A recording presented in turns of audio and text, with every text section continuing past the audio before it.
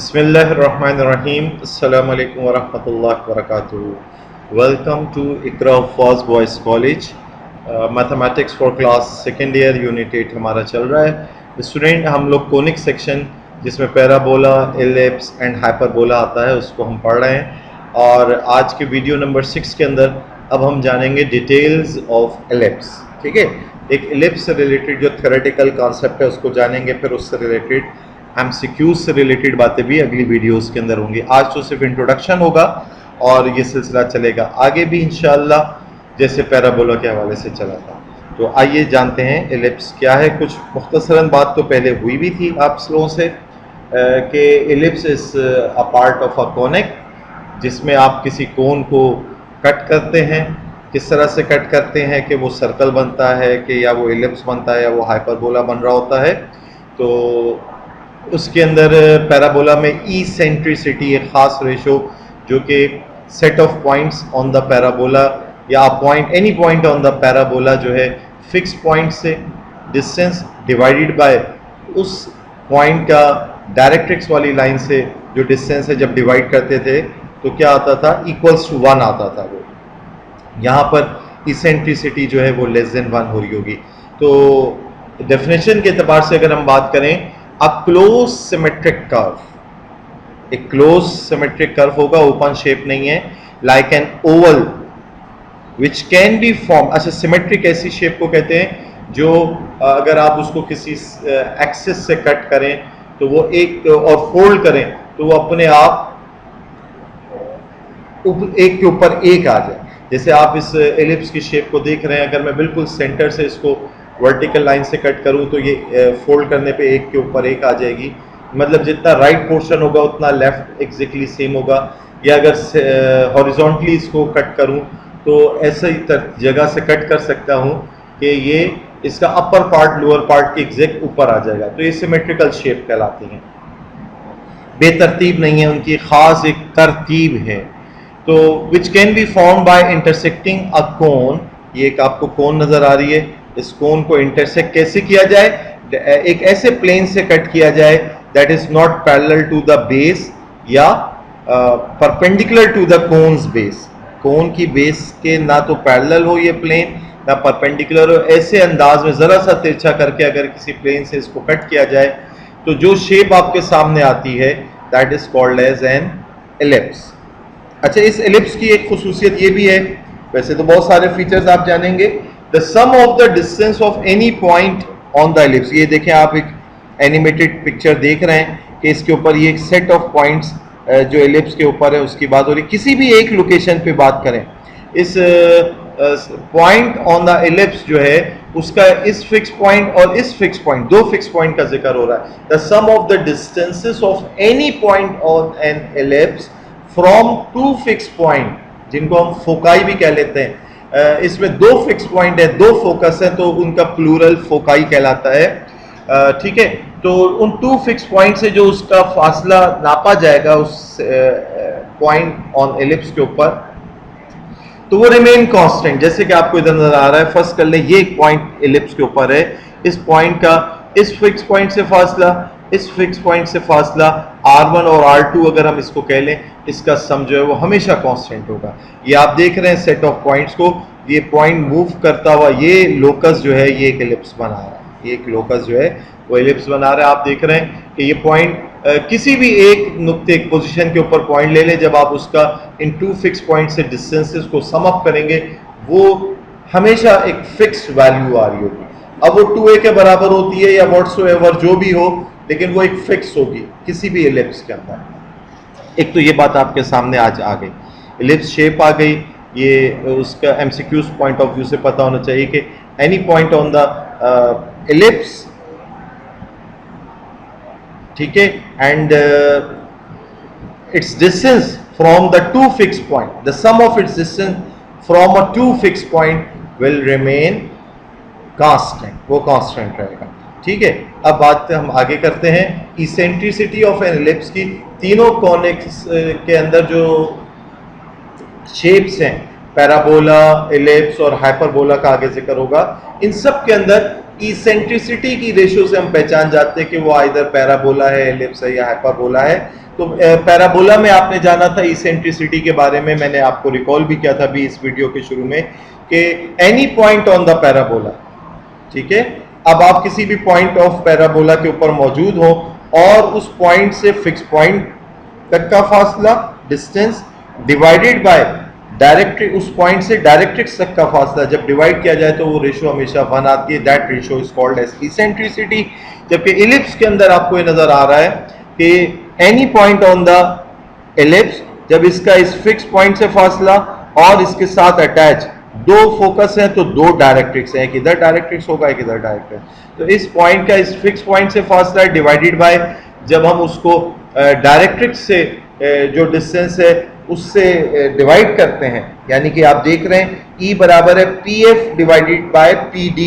जब ये हम डिवाइड करते हैं तो it is always less than 1, और ये इसेंट्रिसिटी लेस देन 1 भी होगी बट ग्रेटर देन 0 भी होगी, 0 के बराबर नहीं होगी और बराबर है 1 के भी नहीं होगी, क्योंकि अगर इक्वल्स टू 1 हो गई तो फिर वो क्या बन जाएगा, पैराबोलिक शेप बन जाएगा। तो एक तो ये इसेंट्रिसिटी के एतबार से भी आपने जान लिया। मजीद अब आपके पास जो केस 1 और केस 2, पैराबोला के अंदर आपने 4 केसेस जाने थे, cup right, cup left, cup up, cup down, उसके अलावा H और K वाले केसेस भी थे, गोया 6 केसेस मैंने आपके सामने उसके रखे थे। तो यहाँ पर एलिप्स का अगर जो वर्टेक्स कह लें वो ओरिजिन के ऊपर है, लाइक आपको ये नजर आ रहा है 0,0, 0,0। वर्टेक्स अगर ओरिजिन पे हो तो इससे रिलेटेड सिर्फ 2 ही केसेस हैं, एक तो ये शेप बन रही है या फिर ये शेप बन रही है, ये हॉरिजॉन्टल शेप नजर आ रही है, कुछ वर्टिकल सी शेप नजर आ रही है। तो मेजर एक्सिस, अब ये एलिप्स अगर वर्टेक्स ओरिजिन पे है और इसके फोकस भी एक्स एक्सिस के ऊपर है, तो यानी एक्सिस ऑफ द एलिप्स जो है अगर एक्स एक्सिस हो और एक्स एक्सिस ज्यादा कवर हुआ हुआ इस शेप के अंदर, तो एलिप्स ऑन एक्स एक्सिस कहला रहा है। तो ऐसी सूरत में ये कहलाता है कि major axis on X axis, major axis, जबकि minor part on Y axis. इधर major axis on Y axis है जबकि minor part on X axis है। तो अगर वर्टेक्स ओरिजिन पे हो और major axis along X axis हो, तो ये वाले जो कोऑर्डिनेट्स हैं, ये वाले कोऑर्डिनेट्स क्या कहलाते हैं जी, ये सेंटर ऑफ द एलिप्स कहला रहा है। This is called as centre of the ellipse and this is called as the vertex. Vertex किस पे है, A यूनिट्स अगर इधर है तो ये वाला भी A यूनिट्स बैकवर्ड है, ये A,0 कहला रहा है और ये -A,0 कहला रहा है, ये इसके वर्टेक्स कहला रहे हैं, ठीक है। तो मैंने इसको पहले वर्टेक्स आपको कह दिया था, this is called as the centre, this is the vertex 1 and vertex 2, vertex A,0 और -A,0। तो ये जो 2A लेंथ, ये मेजर एक्सिस कहला रहा है, मेजर एक्सिस। और ये जो माइनर एक्सिस, इसके कोऑर्डिनेट्स क्या कहलाएंगे, एक्स की वैल्यू तो 0 होगी जबकि वाई कुछ ना कुछ हाइट होगी, तो 0,b, और ये क्या कहलाएगा 0,-b। इसकी अभी डिटेल आपको मैं नेक्स्ट पिक्चर में दिखाने वाला हूं। बहरहाल अगर ऐसी शेप हो, major axis along X axis हो, तो x² अपॉन a² कहेंगे plus y² upon b² is 1। ये equation of the standard equation of the ellipse कहलाएगी फॉर दिस केस। और यही अगर एलिप्स ऐसा हो जिसमें major axis along y axis हो, तो हम हमेशा a वैल्यू जो है वो मेजर एक्सिस के लिए यूज करेंगे। तो यहां पर मेजर एक्सिस किस तरह से हो रहा होगा, 0,a और 0,-a, ठीक है, 0,a और 0,-a, और माइनर एक्सिस के लिए b वैल्यू यूज की जाएगी और वो क्या होगी, b,0 और -b,0। तो ऐसे में इक्वेशन क्या हो जाएगी, x² के नीचे b² आ गया। जो मेजर एक्सिस होगा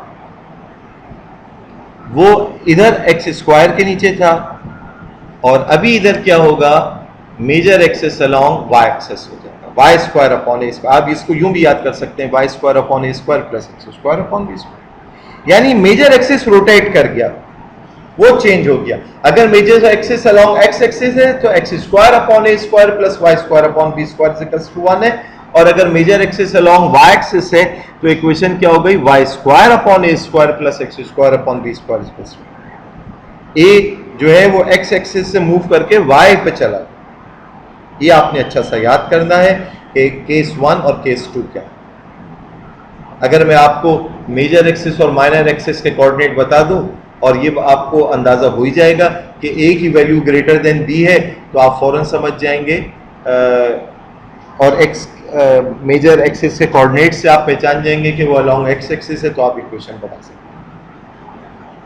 ठीक है, मेजर एक्सिस को पहचानना है आपने कि उसके कोऑर्डिनेट्स आपको यकीनन a,0 की हालत में, यानी 5,0 अगर मैं कहता हूं आप समझ जाएंगे पॉइंट एक्स एक्सिस के ऊपर 5,0 और -5,0 का आप फौरन पहचान जाएंगे कि भाई ये तो एक्स एक्सिस है।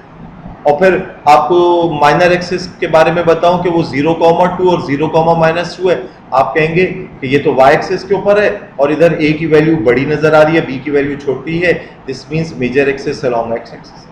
आप फौरन केस 1 के मुताबिक जो है x² अपॉन 5 का स्क्वायर प्लस y² अपॉन 2 का स्क्वायर इज इक्वल्स टू 1 करके इक्वेशन बता दें।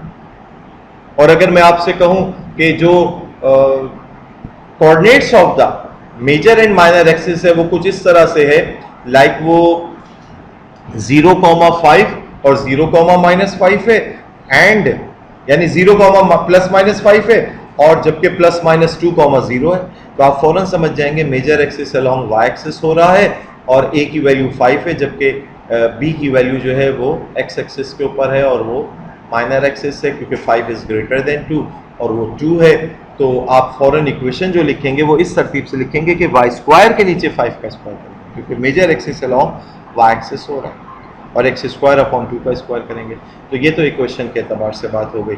अब आप इसकी डिटेल जान लीजिए। ये मैंने आपके लिए एक हैंडमेड पिक्चर्स बनाई हैं और उससे रिलेटेड, एक पिक्चर से रिलेटेड क्या क्या बातें हैं, तो ये आपको नज़र आ रहा है। Case 1 major axis along X axis है, दो फोकस है, फोकस 1 फोकस 2 f डैश से जाहिर किया है, वर्टेक्स 1 वर्टेक्स 2 b डैश से जाहिर किया है, सेंटर इज एट ओरिजिन, ये एक डायरेक्ट्रिक्स है और ये एक डायरेक्ट्रिक्स।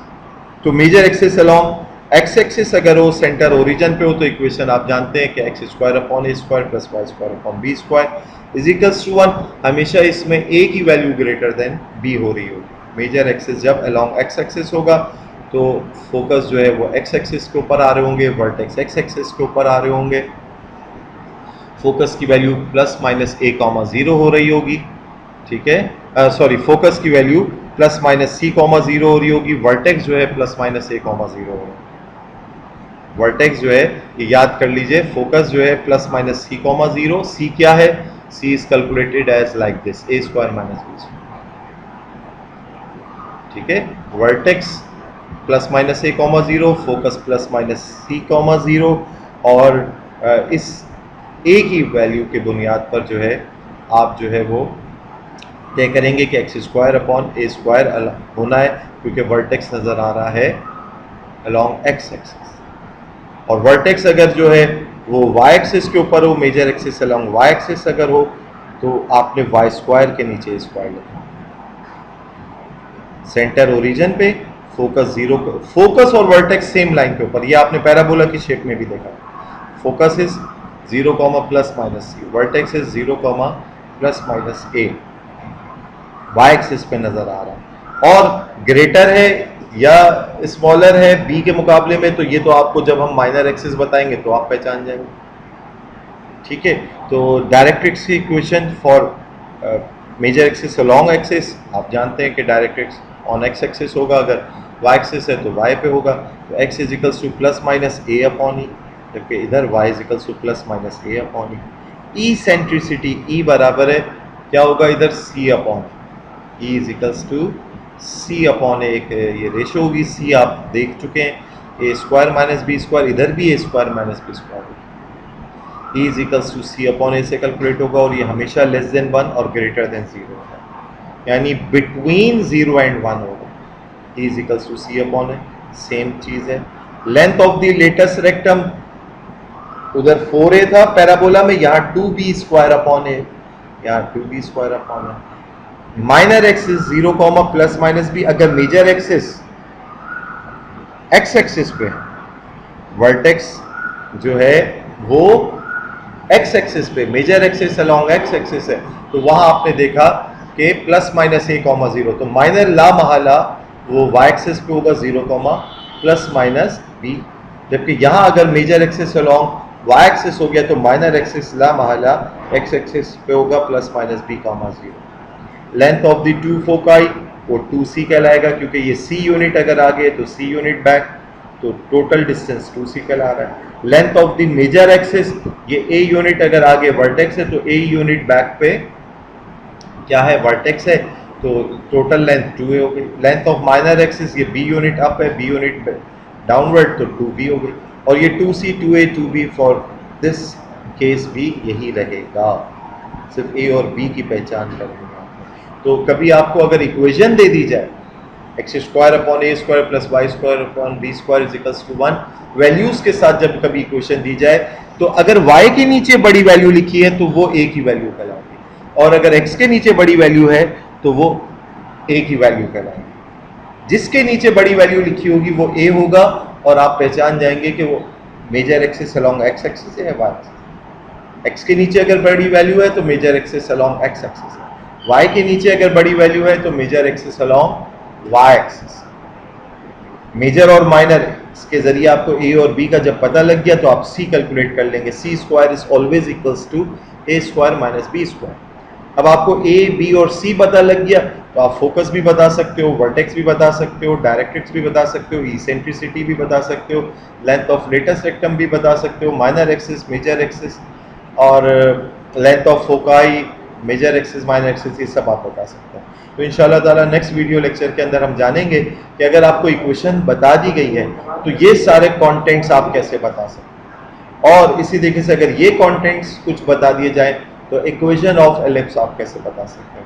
तो आई होप कि आपको कुछ ना कुछ इंट्रोडक्शन इसका समझ में आया होगा। ये एक्सरसाइज 8.2 से रिलेटेड इंपॉर्टेंट बातें हैं, और आप MCQs इससे रिलेटेड आता है तो आप उसको इसी जो मैंने आपको कॉन्फ़िगरेशंस बताई, इसकी लेबलिंग बताई, इसका ग्रैंड ऑपरेशन बताया, आप ये बता सकते हैं। तो रिलेट कीजिए, major axis along X axis हो तो क्या हो रहा है, और major axis along Y axis हो तो क्या हो रहा है। इन बातों को आपस में रिलेट करते हुए, अपनी ऑब्जर्वेशन को स्ट्रॉन्ग करते हुए इसको मेमोराइज कीजिए।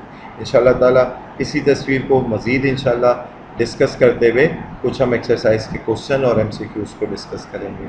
जज़ाकल्लाहु खैर, सी यू नेक्स्ट टाइम इंशाअल्लाह। अस्सलामु अलैकुम व रहमतुल्लाहि व बरकातुहू।